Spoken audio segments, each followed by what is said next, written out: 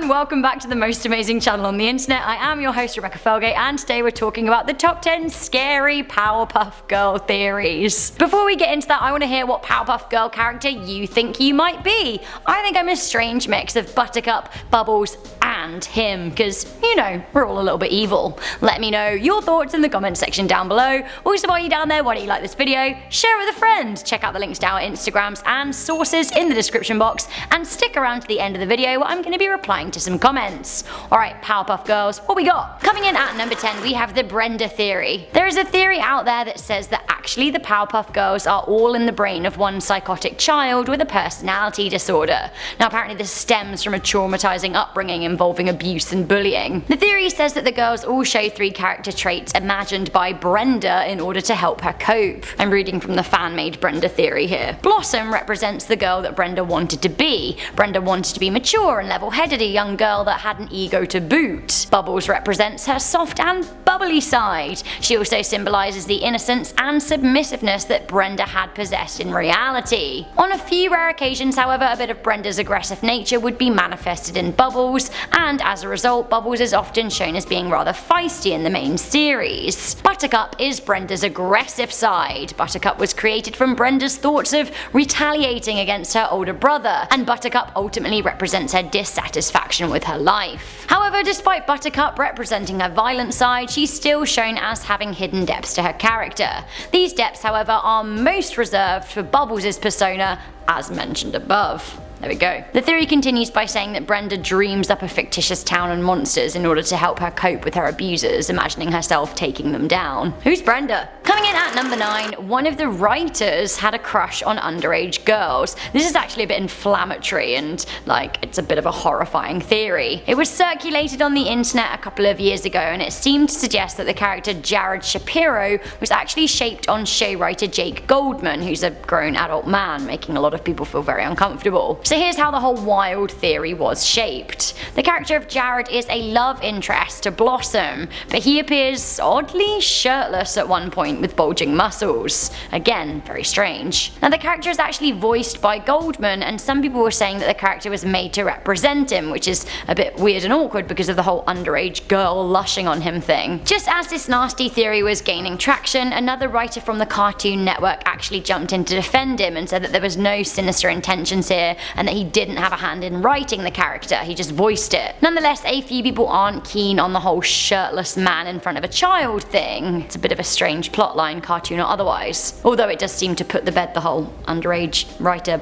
girl thing, which, yeah, I think we need to retire that narrative. Coming into number 8, Mojo Jojo actually fancies the girls. I don't even know what to say about this, it's all a bit twisted, but I found it on a fan theory site as part of the imaginary theory. The theorist said that actually the girls were normal children who pretended to be superheroes to escape their abusive father, who kept them in a basement with their half-brother. The theory reads, and these aren't my words, Mojo Jojo was sexually interested in his younger siblings, and he attempted to capture them in any way he saw fit. This is supposedly the reason as to why he's the most feared figure in the main series. This is actually utterly horrifying. I don't like that theory. Coming into number 7, we have him is Satan and Santa Claus at the very same time. There is a pretty strong and convincing theory out there that him is both Lucifer and Santa Claus. First and foremost, he literally has claws, so CLAUS, claws, claws, CLAUS, much of a much. Second of all, I mean, let's have a little look at his outfit, because to me, if he isn't Santa,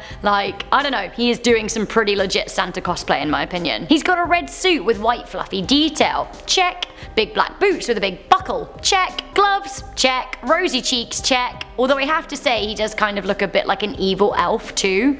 Elves make stuff, so maybe that's why he's got pincer hands. Maybe he's like an evil Santa Claus elf thing, hybrid. Okay, now Satan. Well, he's red, he's evil, he's pointy, his eyes are yellow, and his feet look like cloven hooves. Hooves! Why does Santa look like him though? Why does him look like Santa though? It's baffling. Okay, so if him is Satan / Santa Claus, could this mean that Professor UTONIUM is God?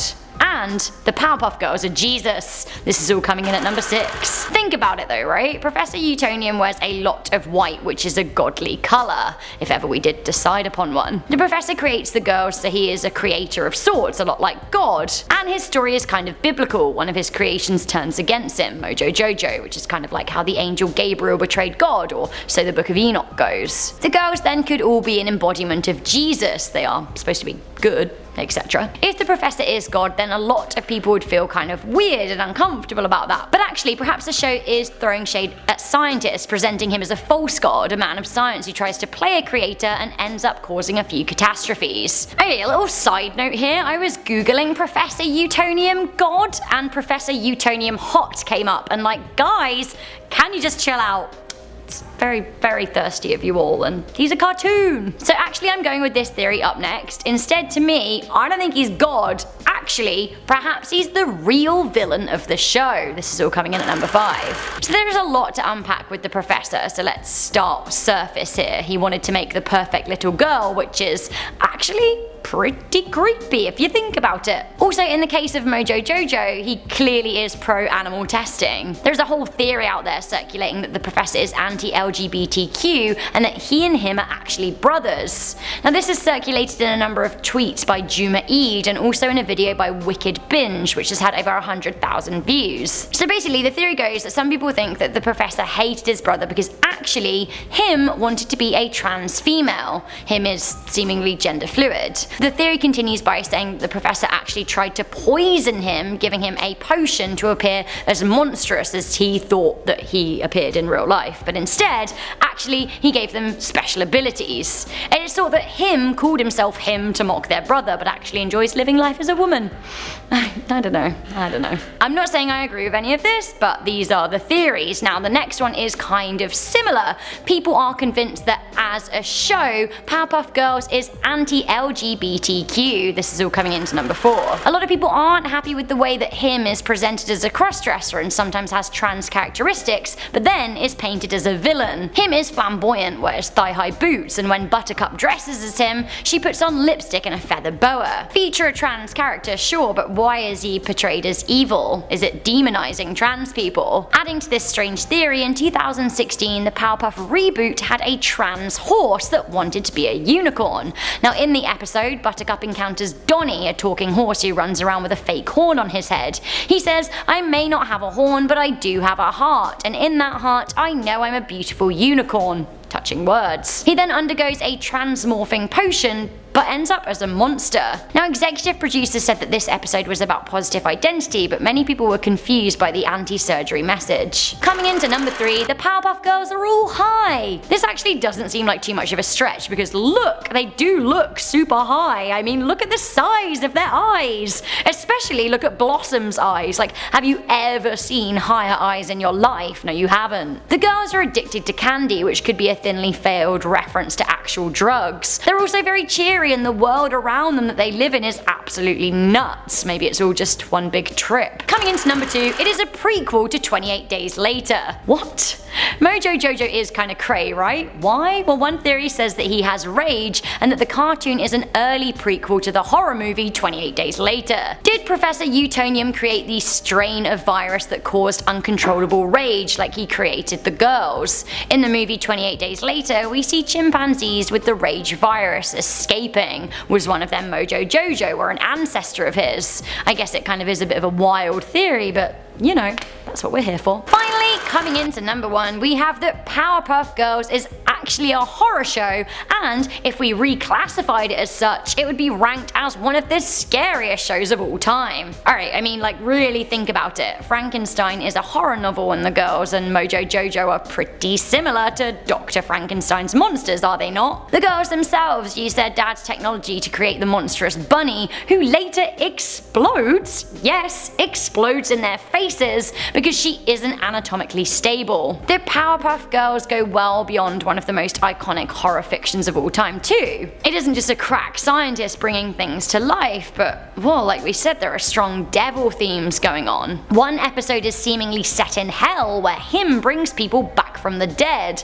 And then there's that guy who makes the Powerpuff Girls copy dolls. His name's Dick Hardy, which is a whole different ballgame. Dick Hardy then sells the girls into slavery and worse. And then there's the episode where a magician tries to murder Blossom, and the one where the professor has to eat a pea with a gun to his head. It is absolutely nuts. And there's an episode where the Sandman is given awful nightmares so vile that he will never truly sleep again, which is like utterly disturbing. And I almost forgot, there's an episode where Mitch, some kid from the girls' class at school, tries to squeeze a hamster to death. I mean, honestly, after doing this video, I'm thinking, what is wrong with Powerpuff Girls? It is harrowing. So guys, that was the top 10 scary Powerpuff Girls theories. What did you think to this list? Shall we do more cartoon theories? Are we ruining your childhood? Let me know your thoughts in the comments section down below, and don't forget to let me know what Powerpuff Girl character you are. Before I go, I'm just gonna read some comments from one of my most recent videos, the top 10 Native American Urban Legends Part 2. Nala the Galaxy Wolf said, I'm actually half Native American, the tribe is called Blackfoot Tribe. Mina McDonald said, thank you Rebecca, I knew some of these, but it's nice seeing them talk to others. You're welcome. Maribeth Bergman said, I very much love learning about the French Revolution and anything about Queen Elizabeth I. I also love mythology, especially Irish mythology. Good, I love all of those things too. To be honest, anything when it comes to history, I just love learning about it. I love learning about people's stories. So maybe we should do more of them, like alternate histories or dark histories. Let me know if you want that in the comment section down below. Also, please do leave a thumbs up on this video and share it with a friend, and keep on watching because we have a whole playlist of scary videos for you. I'm your host Rebecca Felgate, I hope you have a lovely day, and I'll see you soon. Bye!